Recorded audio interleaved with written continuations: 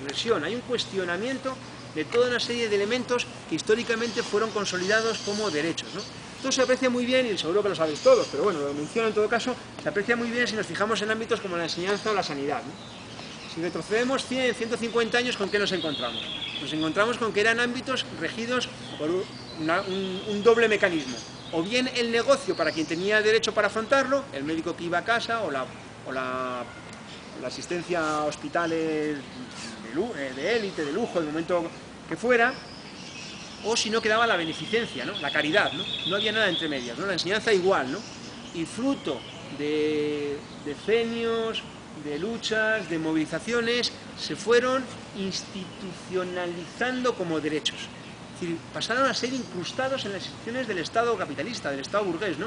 Esto tiene algo de contradictorio, ¿no? Porque un Estado cuyo objetivo constitutivo es favorecer la acumulación, institucionaliza en su seno conquistas que no son más que blindar ciertas fracciones de la tarta, ciertas porciones de la tarta, para asegurar que van destinadas a enseñanza, a salud y, por tanto, fundamentalmente a la clase trabajadora, en lugar de que puedan ser objeto de discusión o de apropiación por parte de la clase capitalista, ¿no? Se institucionaliza. ¿Por qué esta contradicción? Bueno, esta contradicción porque precisamente lo que señala, antes dije una cosa, nadie se opuso, tampoco me habéis interrumpido, la verdad, pero podéis haberlo hecho, pero bueno, antes dije una cosa, y es que cuando al acabar la Segunda Guerra Mundial, las direcciones del movimiento obrero, tal, traicionando, no sé cuánto, ¿no? Eso se hace a un precio, ¿no? Y el capital no es tonto, ¿no? Y el capital, como cualquiera, prefiere perder el brazo a perder la vida, ¿no? Y en el contexto de la finalización de la Segunda Guerra Mundial, con una situación en Europa absolutamente explosiva, ¿no? La devastación, el hambre, etcétera, ¿no? En ese contexto, el capital hace concesiones, ¿no? Hace concesiones importantes, ¿no? Uno de los referentes por excelencia a escala mundial, ¿no? De la seguridad social es la SEQI, ¿no? La seguridad social francesa, ¿no? Que justamente se consolida en la forma que la conocemos, al menos hasta el momento, en torno al año 47, 48, por ahí, ¿no? Bueno, esas conquistas permiten que del viejo esquema de negocio y caridad se pase al esquema de derechos.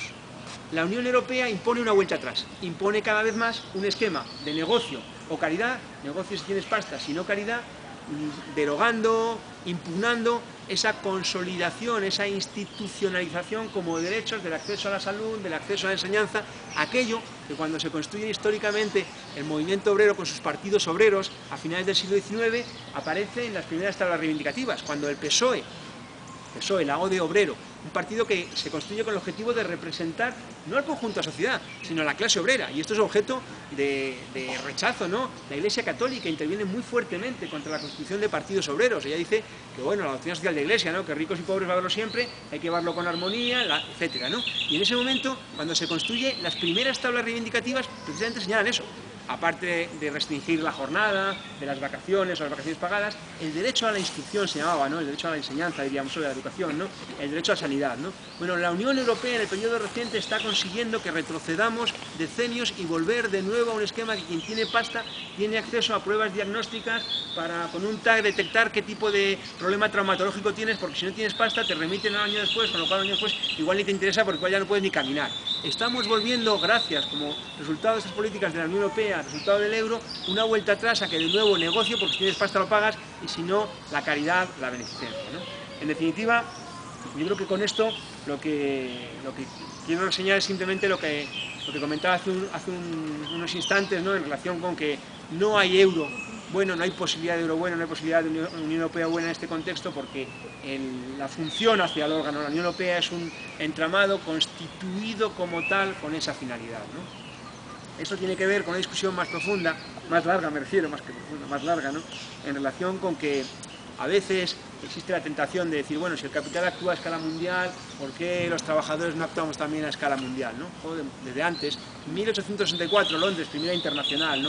Por supuesto, no me refiero a eso, a lo que me refiero es a que hay que tener mucho cuidado, porque por arte de vivir que si decimos que cambiamos de un ámbito nacional a un ámbito estatal, os aseguro que nos vamos a quedar sin ninguna conquista. La democracia no se traslada como la mesa camilla en una mudanza, ¿no? Bueno, no sé si está así un poco críptico, pero si no, que si queréis lo discutimos, ¿no? Porque ya me estoy extendiendo mucho más de la cuenta. Para acabar, en relación con qué hacer, que era lo último que había anunciado, ¿no? Que comentaba. Rápidamente algunas consideraciones, y voy a ceñirme bastante a lo que tenía preparado, para no irme de madre, como lo demás. Bueno.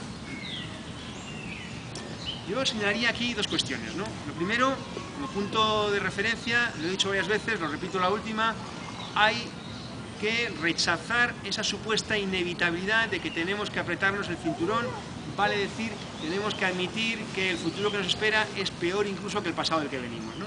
Ese es el punto de partida, ¿no? A partir de ahí yo creo que la clave sería, en ese marco, rechazar absolutamente toda medida de recorte, de retroceso, etc. No hay por qué admitir una premisa que es una premisa falsa y, por tanto, entrar en una negociación de la cual lo único que se puede derivar es, no sé si el mal será menor o menos menor, pero mal en todo caso.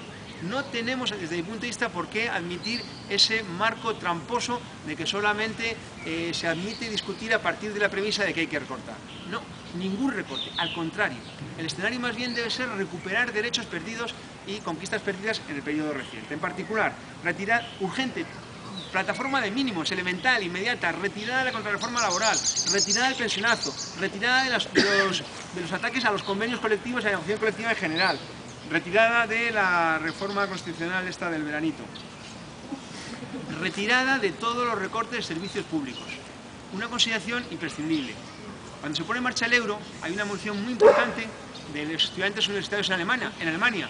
Y a veces una consigna, como la imagen que vale más que 1000 palabras, a veces una consigna lo ilustra todo perfectamente, ¿no? La consigna fundamental de la moción era: el euro viene, la educación se va. Difícil decirlo mejor con tan pocas palabras. El euro viene, la educación se va. En ese sentido yo creo que es muy importante tener en cuenta una consideración, ¿no? Ni un euro para la sanidad privada, ni un euro para la educación privada, ni uno. Y además en los fondos privados para ellos. No queremos fondos privados en la enseñanza ni pública ni en la sanidad pública. Ojo, que hay quien desde posiciones aparentemente muy combativas le pone coletilla. Que no queremos fondos privados que no sean no sé cuánto. No queremos fondos privados. Ningún fondo privado. Exigimos al Estado que cubra suficientemente las prestaciones en el ámbito de la sanidad, de la educación, etcétera, como derechos en la forma que definía. Y luego, en el orden financiero, que es en lo que más me he centrado hoy, voy a plantear unas cuantas cuestiones, ni que decir tiene que, yo creo que son provocativas en el sentido que quiero provocar la discusión, quiero provocar que hablemos sobre ellas. Yo no estoy de acuerdo en auditar o reprogramar la deuda pública. Yo defiendo que hay que repudiarla. 2. Yo no estoy de acuerdo en poner impuestos a la especulación. Yo soy partidario de confiscar todo capital cuyo origen o práctica se sitúe en el terreno de la especulación, incluidas sus formas inmobiliarias. 3. Yo no reclamo la dación en pago de la vivienda. Yo planteo prohibir los desahucios a aquellas personas que no pueden afrontar el pago de las hipotecas por situaciones de desempleo, etcétera, etcétera. Yo no estoy de acuerdo en reclamar de forma genérica una banca pública, sino que defiendo que hay que rechazar la privatización de las cajas de ahorros convertidas en bancos privados, combinado con lo que dije antes en relación con no imponer tributos a la especulación, sino confiscar los capitales especulativos. Tampoco creo que haya que discutir acerca del déficit, de cuál sería el límite del déficit público, sino exigir la retirada de la modificación constitucional de agosto. Condición sine qua non para todo lo demás. 2. Retirada del euro. No hay lugar a discusiones economicistas acerca de lo que yo de forma gráfica decía en torno a lo del caos aquel. Es decir, no al euro, retirada del euro en todos los países. Hay un mecanismo que aquí nos abruma mucho con él, ¿no? Que es un mecanismo de chantaje.